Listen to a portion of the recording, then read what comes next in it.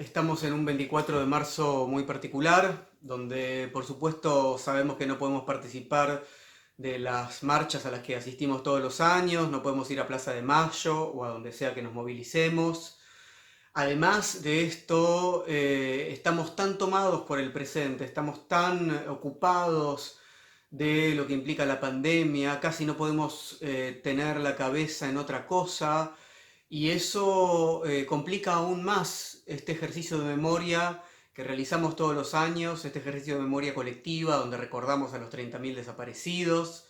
En este sentido es fundamental esta propuesta de Madres de Plaza de Mayo para que podamos compartir experiencias, testimonios, pensamientos alrededor del problema de la memoria. En este sentido quiero proponer algo que tiene que ver con la filosofía de Walter Benjamin o Benjamin, un filósofo, un pensador, una especie de estas figuras inclasificables porque no se ceñía a una sola disciplina, que fue Benjamin, un pensador que nació a finales del siglo XIX en Alemania, en una familia judía, y que vivió hasta el año 1940, cuando se suicidó escapando de los nazis, ya que se había refugiado antes en Francia. Benjamin tiene una obra vasta y compleja, pero un trabajo importantísimo que son sus tesis sobre el concepto de historia, una obra que hace casi al final de su vida, o de lo que fue su vida corta finalmente, y que es importante para nosotros en una fecha como hoy, porque tenemos que pensar la relación que tenemos con nuestro pasado, tenemos que pensar de qué modo hacemos historia, tenemos que pensar de alguna manera qué significa eso que denominamos memoria. Benjamin dice algo en estas tesis que es fundamental para el día de hoy. Nos dice que hay un acuerdo entre generaciones. Hay un acuerdo tácito, no está escrito en ningún lado, pero ese acuerdo está operando en nosotros y ese acuerdo entre generaciones implica la demanda de que efectivamente recordemos a quienes han sido derrotados en la lucha de clases, a eso se refiere Benjamin, en las generaciones pasadas, que de alguna manera actualicemos esas luchas hoy en día a partir de ese recuerdo. Y eso es algo a lo que efectivamente no estamos obligados, insisto, es un acuerdo tácito, pero Benjamin dice es necesario que esa pretensión que el pasado tiene sobre nosotros, pidiendo ser actualizado, pidiendo estar efectivamente en un lugar primero, la hagamos cumplir, porque eso es lo que nos va a dar fuerzas para las batallas que tenemos que dar hoy y de acá en adelante. Hay una frase muy famosa que está en esas tesis sobre el concepto de historia, donde Benjamin dice, si el enemigo triunfa, ni siquiera los muertos estarán seguros. Y ese enemigo no ha cesado de triunfar.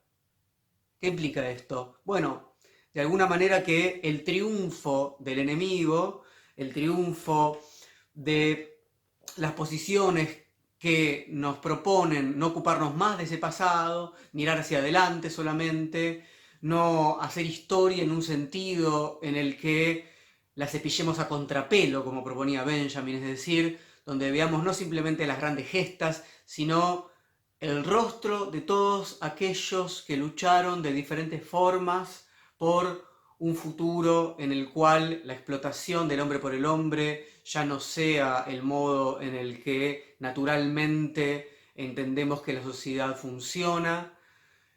Esos rostros anónimos se están perdiendo en el pasado cada vez que no los traemos al presente y no rememoramos. Eso es lo que hacemos cada 24 de marzo. Benjamin nos propone una imagen muy poderosa que es la del ángel de la historia. El ángel de la historia está con sus alas desplegadas mirando hacia el pasado y a medida que el tiempo avanza ve cómo se van acumulando a sus pies cada vez más ruinas. Esas ruinas son el desastre, la catástrofe de las derrotas de los oprimidos, de la explotación de los oprimidos. Y lo que quiere hacer ese ángel que ve la historia como ese continuo de derrotas y de explotación y de humillación y de olvido, es efectivamente detenerse para reparar esa destrucción y para tratar en algún sentido de recomponer esas fuerzas. Pero ese ángel no puede hacerlo porque hay un enorme viento que lo lleva, ¿no?, hacia el futuro. Ese viento se llama progreso, dice Benjamin. La imagen, en este sentido, si bien tiene muchas capas de interpretación posibles, tiene un sentido bastante evidente. Cada vez que nos dicen que hagamos borrón y cuenta nueva, que olvidemos el pasado, que lo que importa es el futuro, que lo que importa es progresar, que solamente que no nos quedemos estancados, que dejemos de tener siempre la cabeza puesta en lo que pasó, que sepamos olvidar.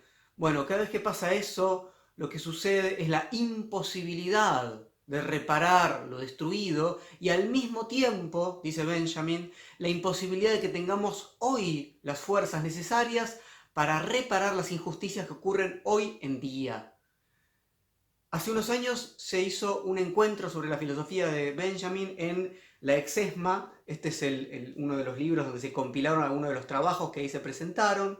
Les quiero leer un pequeño fragmento de una filósofa que se llama Susan Buck-Morss, que decía así a partir de la figura del ángel de la historia. Si el progreso arroja incesantes pilas de desechos, es debido a la continuación de un mismo mecanismo: la destrucción de la guerra, la explotación económica y la configuración del otro, aquel diferente de la propia identidad colectiva, como chivo expiatorio que se constituirá en enemigo político a exterminar. Interrumpir esta eterna repetición implica recordar el pasado a través de las atrocidades del presente, de las que en este mismo momento estamos siendo cómplices. Es muy importante, me parece, esta cita de Susan Buck-Morss, porque nos habla de la continuidad entre las explotaciones y las catástrofes del pasado y las del presente. De eso se trata la propuesta de Benjamin, de la pregunta por la capacidad de tener las fuerzas para reparar lo pasado y para actuar en el presente.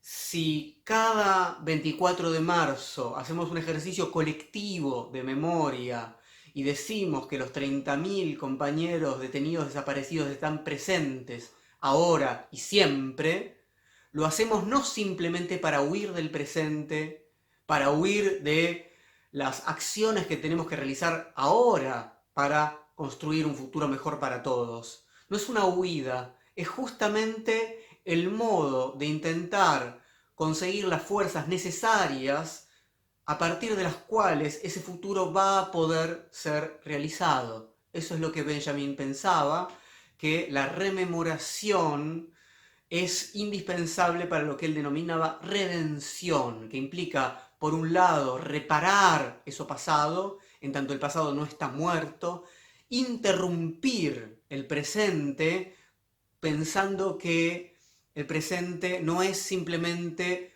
un escalón en un continuo de progreso, volver a pensar el modo en el que articulamos ese presente, y entonces me parece que es fundamental entender que el ejercicio de memoria colectivo que realizamos es efectivamente un ejercicio político, como hay pocos efectivamente alrededor del mundo.